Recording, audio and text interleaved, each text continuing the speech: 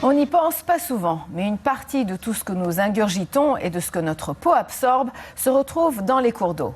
Parce qu'après tout, tout le monde va régulièrement au petit coin. Nous contribuons ainsi tous à la pollution des rivières et des fleuves, en particulier près des grandes villes canadiennes. On y détecte dans l'eau des traces de centaines de médicaments et de produits de soins personnels, au point où cela met en péril la faune aquatique. Parmi les médicaments détectés, on retrouve le Prozac, l'un des antidépresseurs les plus prescrits au Canada. Ces poissons rouges ont l'air tout à fait normaux. Pourtant, ils ont pris du Prozac. Ils font partie d'une étude menée par le biologiste Vance Trudeau de l'Université d'Ottawa. Il s'intéresse à l'effet des médicaments sur les poissons d'eau douce. Tout ce qu'on prend comme médicament, éventuellement, sera dans l'environnement. Si c'est de l'aspirine, Advil ou des médicaments très forts comme le Prozac ou les contraceptifs, tout ça sera éventuellement dans l'environnement. Ces molécules sont véhiculées par notre urine. Elles passent de la toilette à l'usine de traitement des eaux usées. Ces usines laissent passer de faibles concentrations de médicaments qui se retrouvent dans les cours d'eau. En 2014, Environnement Canada a détecté 165 produits pharmaceutiques et de soins personnels dans des échantillons de cours d'eau à travers le pays. Contraceptifs, antibiotiques, antidépresseurs, médicaments contre le cancer, l'hypertension et le diabète, la liste des produits qui aboutissent dans nos cours d'eau est longue. Parmi ces centaines ou milliers de produits chimiques, il y a un certain nombre qui sont des perturbateurs endocriniens ou les perturbateurs du développement, de la physiologie du cerveau. Durant plusieurs jours, des poissons rouges ont été exposés aux mêmes concentrations de Prozac que celles que l'on retrouve dans les rivières près de grandes villes comme Montréal, Toronto ou Vancouver. Le poisson rouge est le modèle idéal pour ces études. Il est de la famille des cyprinidés, comme de nombreuses espèces de poissons d'eau douce canadiens. Le scientifique veut connaître l'effet de la fluoxétine, la molécule qu'on retrouve dans le Prozac, sur la capacité de reproduction des poissons. Et ce qui est vraiment remarquable, c'est la faible concentration. C'est vraiment quelques grains de Prozac pour toute l'expérience.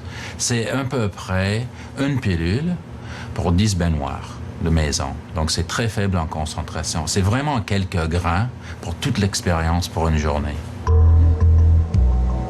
On ajoute des phéromones dans l'eau des bacs, des molécules relâchées par les femelles pour stimuler le comportement sexuel du mâle. Normalement, ces phéromones sont irrésistibles. Si on expose les mâles après 1 semaine ou 2 semaines avec le Prozac, là, il ne peut pas réagir à ces phéromones-là. Il ne libère pas ses spermes.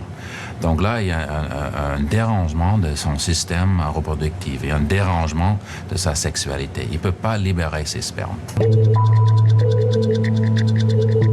La dissection du cerveau des poissons lui permet d'isoler l'hypothalamus et la glande pituitaire, le centre de contrôle des hormones de reproduction. Au niveau de la glande pituitaire, on voit des changements de la FSH, l'hormone folliculostimulante. Donc chez le mâle, c'est une hormone qui a un effet sur le testicule pour la production de sperme et la production de testostérone.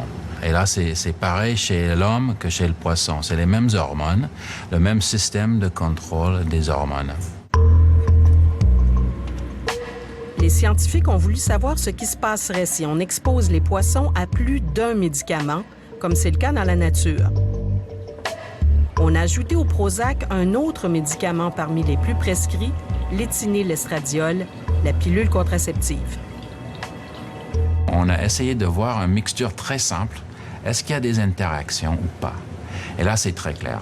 Les produits tout seuls peuvent avoir un effet, mais dès qu'on fait un mélange, là, il y a une explosion totale d'effets qui sont très différents des deux produits tout seuls. Donc, il y a une interaction, c'est sûr et certain. Les molécules de pilules contraceptives féminisent le poisson mâle. Il produit alors une protéine du jaune d'œuf, de la vitellogénine. Mais lorsqu'on mélange Prozac et pilule contraceptive, l'effet sur le poisson est multiplié par 5. À court terme, on sait que ça dérange le métabolisme du mâle. Et à long terme, là, le mâle ne peut pas éliminer la vitellogénine. Il ne devrait pas produire une protéine femelle. Donc là, il y aura des problèmes, une crise de rein enfin, et éventuellement, il va mourir. Ces résultats font réfléchir. Moi, je m'inquiète, parce que c'est que de produire ensemble. Qu'est-ce qui se passe si on met une centaine de médicaments ensemble pour avoir la situation réelle au Canada et ailleurs? Là, je ne sais pas qu'est-ce qui va se passer. Donc moi, je m'inquiète. Quant à l'eau que nous buvons, elle contiendrait également des traces de médicaments à d'infimes concentrations. On ignore cependant leurs effets à long terme sur la santé.